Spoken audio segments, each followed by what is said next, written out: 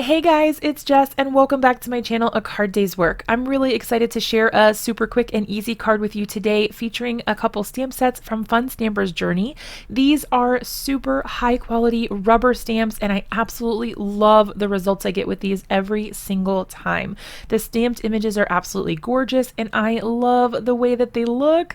I'm using a couple different Hero Arts shadow inks for this. I had a nice wide variety of colors to choose from, so I decided to use those. But you could definitely use Distress Oxides for this, or any ink that you have a few colors in. I decided to go with a really nice yellow color. This one is called Butter Bar.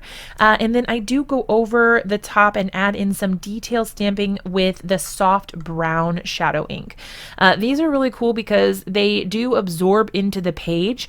And you can see there that I intentionally didn't stamp all the way. You can see my first stamped impressions were very nice and crisp, but then the second ones, well, not the second, but you know, the later stamped images weren't as solid because I didn't spend as much time trying to make sure the stamp was completely coated. I wanted it to have a rough or rustic feel to it because I knew I was going to be adding this darker brown color over top.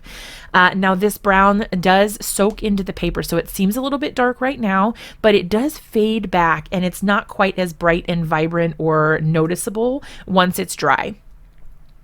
I did go ahead and grab some black ink as well, and I stamped out these adorable little bees throughout the card.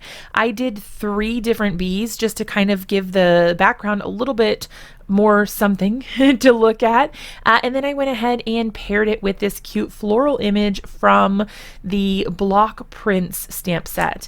Now this one has a couple different like squares or circles or different shapes there that you can use, and then they have coordinating sentiments as well. So I decided to mix and match these 2 stamp sets since they work so well together.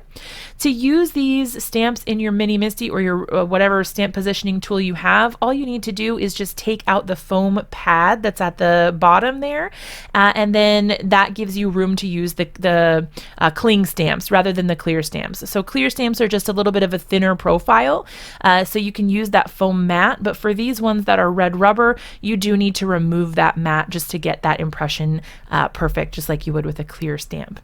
All right, so I picked out a sentiment here. I chose "You're a Keeper" because I just thought that was so adorable. I wanted to keep this card really simple. I didn't want to add a bunch of extra layers. I didn't want to do any heat embossing. I wanted to show what you can do with just a couple of stamps and just a couple of ink pads. You don't need a lot for this card. It's really minimalistic, but you still get a nice, cute result. This would be so perfect, especially if you did it as a thank you card. Just change up the sentiment, but it would be really cute to just send with a cute little gift or honey or preserves or something like that. I don't know. I've got all these ideas for things I want to do with this card.